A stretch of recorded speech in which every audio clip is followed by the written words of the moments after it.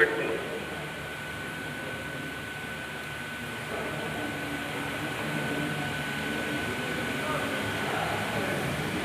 అందరికీ నమస్కారం అండి. ముఖ్యంగా ఇక్కడికి విచ్చేసినటువంటి మహిళలందరికీ అంతర్జాతీయ మహిళా దినోత్సవ శుభాకాంక్షలు తెలియజేస్తూ ఉన్నాను. అలాగే సభాధ్యక్షుల వారికి, వేదిక మీద ఉన్నటువంటి పెద్దలందరికీ, వేదిక ముందున్నటువంటి వివిధ సంఘాల్లో పనిచేస్తూ కవులు, రచయితలు, సోషల్ వర్కర్స్ ప్రతి ఒక్కరికి, అలాగే మీడియా మిత్రులు కూడా నా హృదయపూర్వక నమస్కారాలు తెలియజేయండి. ఇందాక పరిచయం అయ్యాను. నేను పల్నాడు జిల్లా మాచర్ల నియోజకవర్గం మల్లికుర్తి మండలం గుంటూరు. నా పేరు కుటుంబడి ప్రసాదరావు అండి. గత 18 సంవత్సరాల నుంచి సోషల్ యాక్టివిటీలో పనిచేస్తూ దళిత భోజన సంక్షేమ సేవా సంఘాన్ని ఆర్గనైజేషన్ స్థాపించాను. నేను 3 సార్లు అవార్డు తీసుకోవడం జరిగింది. ఈ 4వ అవార్డు. ముఖ్యంగా ఇంతవరకు కూడా వేదిక మీద ఉన్నటువంటి పెద్దలందరూ కూడా స్త్రీశక్తి గురించి, మహిళా గురించి చాలా చక్కగా విశ్లేషించి చెప్పడం జరిగింది. ప్రధానంగా ఈ యొక్క కార్యక్రమాన్ని ఏర్పాటు చేసి మనందరినీ ఇక్కడ సమావేశపరిచి Streeshakti award, Mother Teresa service award ఇస్తున్నటువంటి ఈ యొక్క బోర్డర్ ప్రెసిడెంట్ అయినటువంటి చెన్నకేశ్వర గారిని అభినందిస్తూ, మరీ ముఖ్యంగా వారికి నా హృదయపూర్వక నమస్కారాలు తెలియజేస్తూ ఉన్నాను.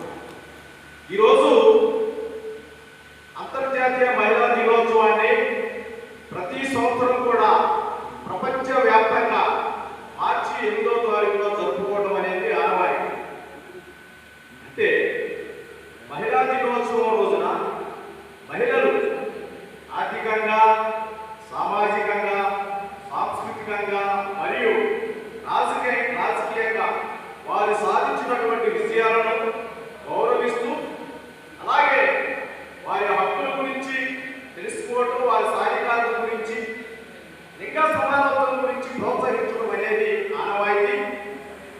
ఈ సందర్భంగా వీటన్నింటినీ మనం పరిచయం చేసుకుంటూ మహిళలను గౌరవించుకుంటూ ఉంటాం.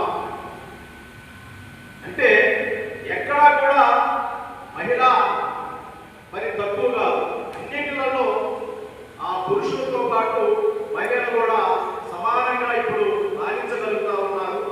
డాక్టర్ బాబాసాహెబ్ అంబేద్కర్ గారు కూడా మహిళల కోసం, వారి యొక్క భద్రత కోసం, వారి హక్కుల కోసం హిందూ కోడి బిల్లు తీసుకొచ్చి పార్లమెంట్ అధ్యక్షుడిగా ఉన్నప్పుడు ఆయన ఎంతో త్యాగం చేశారు.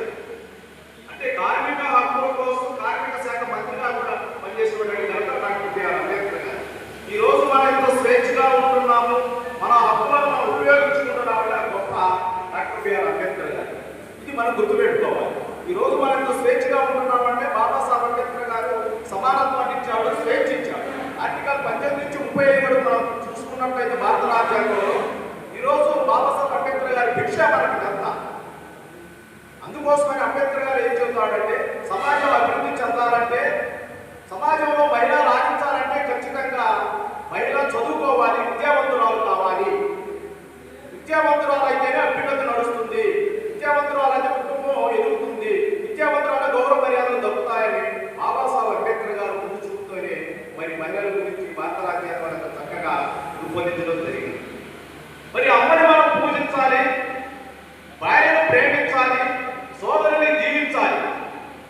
వీటన్నింటినీ కూడా ఆ స్త్రీని మనం గౌరవించాలి.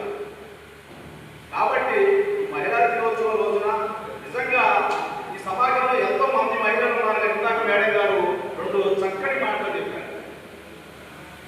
సావిత్రిబాయి పూలే గారు, ఆమె చాలా గొప్ప వ్యక్తి. నిజంగా ఆ రోజుల్లో మరి అంత హింసలు గురించి, అంటరానితనాలను గురించి, కష్టాలు పడింది, బాధలు పడింది, కొట్టించుకుంది, బురసాలించుకుంది. అయినా కూడా సమాజం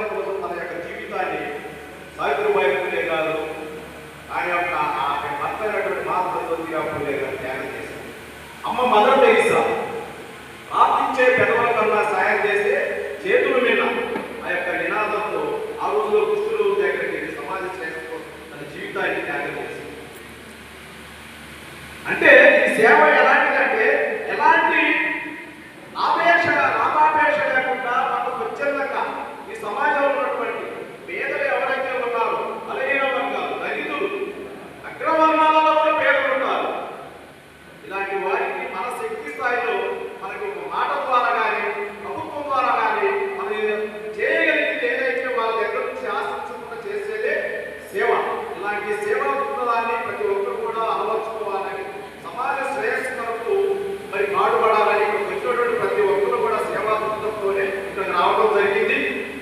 ఇంత గొప్ప అవకాశాన్ని మాకు మరి కల్పించి వేదిక మీదకి మరి మాట్లాడడానికి అవకాశం ఇచ్చినటువంటి సభాధ్యక్షులు వారికి, మరీ ముఖ్యంగా మరి ఈ యొక్క ఫౌండర్ ప్రెసిడెంట్ చంద్రకేశ్వర గారికి, వేదిక మీద ఉన్నటువంటి పెద్దలందరికీ, ఆ వేదిక మీద ఉన్న పెద్దలందరికీ, వేదిక మీద ఉన్నటువంటి కవులు, రచయితలు, ప్రతి ఒక్కరికి మహిళలకి మన హృదయపూర్వక నమస్కారాలు తెలియజేస్తూ ఉన్నాను.